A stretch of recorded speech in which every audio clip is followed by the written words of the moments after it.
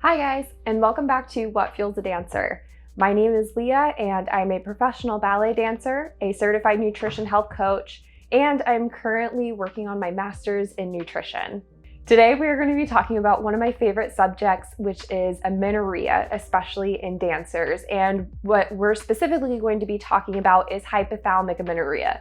Don't worry, I'm going to go over definitions in a second, but before that, I just wanted to put out the disclaimer that I am not a medical doctor, nor am I a certified nutrition specialist or registered dietitian. I am currently working on my master's in nutrition in order to hopefully become a certified nutrition specialist, but this topic was actually what I chose to research on in one of my classes during this previous semester. So it's something that I'm really passionate about, and it's definitely something that I want to bring more awareness to in the dance world, as well as it's something that I want to help dancers with in the future once I become a CNS. And as always, this video is just to provide some information and awareness about the subject. If you have any concerns about amenorrhea, please address them with your doctor or healthcare provider, because they are going to be able to help you figure out what is best for you to do for your individual case. Now, periods in the dance world have kind of been, I feel like, a taboo, and not just in the dance world, but just in daily life as well. And so I want to bring more awareness around our menstrual cycle because it gives us a really important gauge into how our body is doing and how it's functioning. And I feel like there's this preconceived notion that dancers don't need to have their period, or it's okay if they lose their period for a little bit, but really our periods are necessary for our overall health. So I want to talk about why it's important to have your period as a dancer and what are some of the consequences if we lose our period for too long. So if this is of interest to you, make sure you subscribe to this channel because it really supports me and the content that I produce here. And also make sure to give this video a like and keep watching. So let's start with a few definitions. Amenorrhea is the absence of menstruation in individuals who are of reproductive age. Amenorrhea can occur alongside other disorders like PCOS, but today we're specifically going to be talking about hypothalmic amenorrhea, or what can also be known as functional hypothalamic amenorrhea. So from here on out, I'm just going to be labeling it as amenorrhea, or I might say HA. HA occurs solely due to psychological or physical stress. This could mean prolonged caloric restriction, over-exercising, or if someone is experiencing long periods of unmanaged stress. Or it can be a combination of these factors. It's important to note that it's typically after a build-up of these factors and not just if you accidentally don't eat enough calories one day, or if you have one small stressor in your life. This typically occurs because of compounding factors. And HA can occur in individuals who have not yet had their first period, but are at the age where they already should be getting their period, or it can happen in individuals who have already had their cycle start, but are experiencing several months where they are not menstruating. So why exactly can stress cause us to lose our period? To put it simply, when our body is undergoing chronic stress, or we are underfeeding ourselves and we're not getting enough energy from our food, our body is going to divert its resources away from systems like our reproductive system, which makes sure that our period is regular, and puts it towards systems that are more important for our body in order to function. So think your heart and your lungs. And with this comes hormonal changes, which can actually affect our health in other ways. So how does this relate to dancers? Obviously, dancers can be under a lot of physical stress due to the demands of training and rehearsing. They can be under mental stress due to auditions, as well as casting changes, learning new ballets, etc. As well as dancers can often face the pressures of looking a certain way and might incorporate negative behaviors like cutting back on food or increasing outside exercise in order to try and fit that certain mold.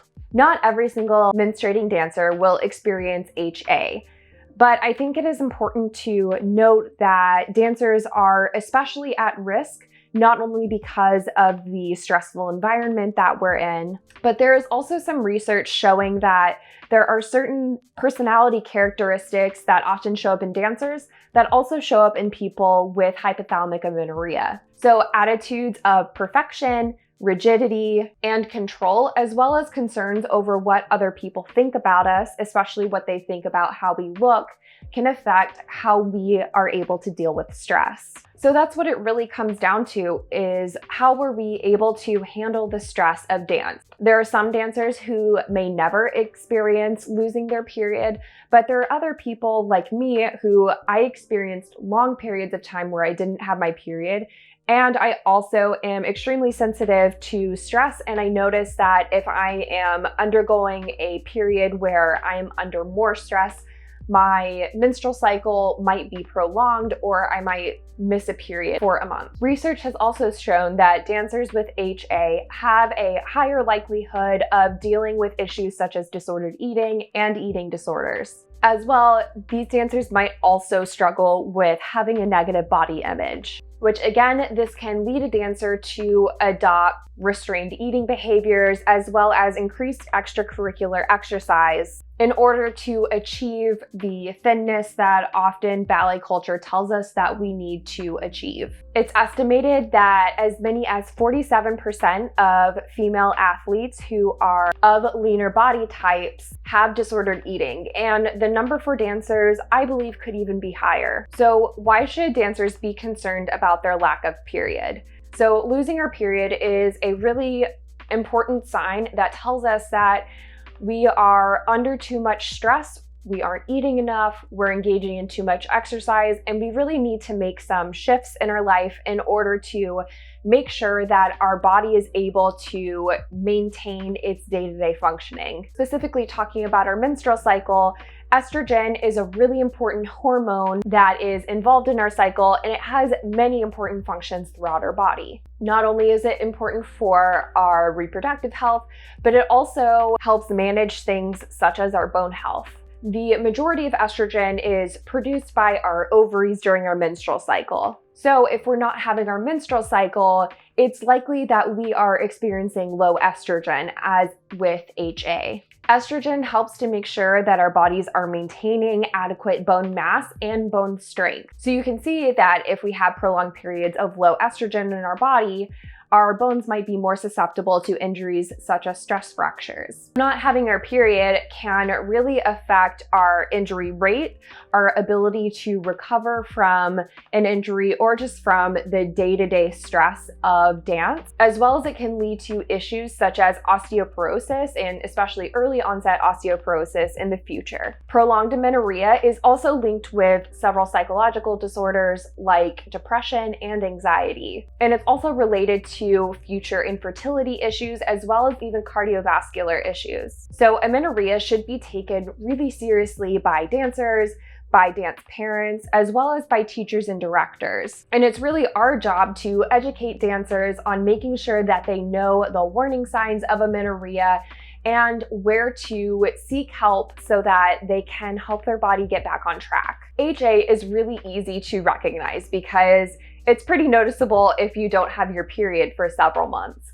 I highly recommend downloading a free app on your phone that allows you to track your period. That just helps me to be able to see when my periods happen and how long it has been since my last period, as well as a lot of them are really great, and they can allow you to do things such as like track symptoms. So if you have not had your period for 2 or 3 consecutive months, it's really important that you talk with your general practitioner or your OBGYN about amenorrhea. If you have a nutritionist or registered dietitian that you're working with, it is also really good to notify them as well as to what you are going through. It can also be important to bring this up if you are working with a therapist or counselor, because often the things surrounding HA involve not being able to manage stress super well, and as well as disordered thoughts and behaviors surrounding food and exercise. And resolving HA is typically best done with a team of individuals corresponding together, like your doctor and counselor and nutritionist, so that you can make sure that you are addressing not only your nutritional needs,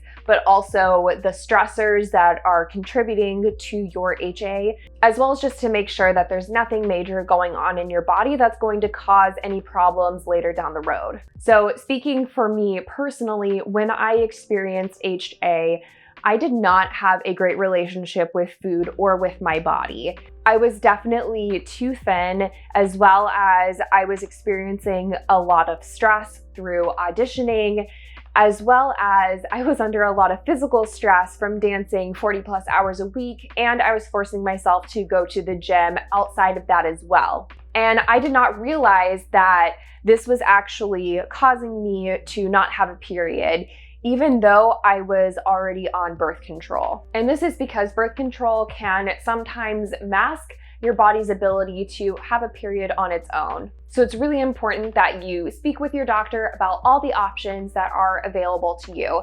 Again, this video isn't for you to make any decisions. It's just to purely give you some information so that you can go out and learn more and to talk to your doctor about what is best for you. So for me, it was really important that I needed to learn how to shift my mindset around what a dancer's body should be. For me, even though I was already thin, I felt the pressure to maintain that certain size.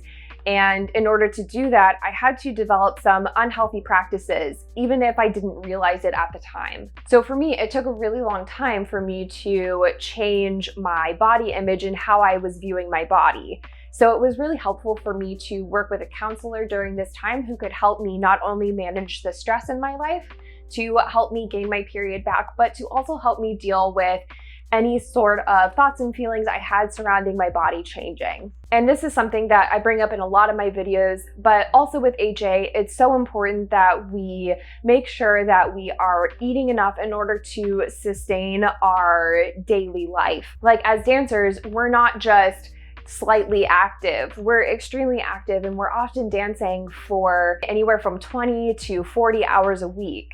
And our bodies need fuel in order to be able to execute what we need in the studio, but to make sure that all of our body's functions are working appropriately. Lastly, what helped me was finding ways that helped me handle stress. As I mentioned earlier, I'm someone who is very sensitive to stress, so this has been one of the hardest things for me to tackle. So especially when I'm going through a stressful period, I have a list of things that usually help me to wind down, disconnect, and help me just handle stress better. Some of these things include making sure that I have finished work before 6 p.m. If I don't sleep well the night before, I make sure that I take the next day easier.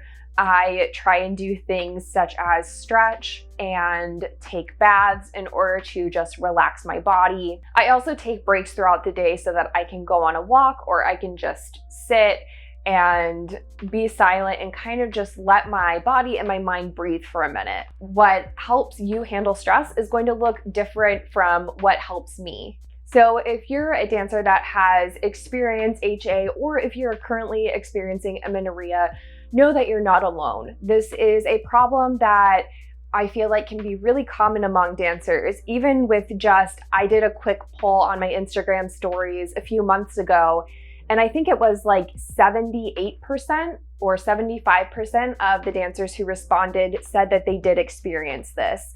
So I think it is really prevalent in dance communities, and it's really important for us to talk about because it is integral for dancer health. So not only know that you're not alone, but make sure to go easy on yourself. So if anything, I hope that this video just encourages you to reach out and seek help if you are experiencing amenorrhea. Down in the description box down below, I'm going to have a link to a blog post that also talks about hypothalmic amenorrhea, as well as I'm going to link all the sources that I used for my research project, as well as what informed me for this video. So if you want to learn more, make sure to check out those sources down below.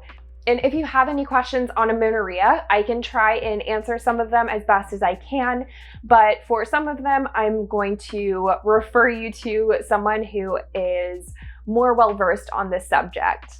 And if this is a topic that you want me to talk about more in the future, just let me know in the comments down below. And with all that being said, I will see you guys all in my next video. Bye guys.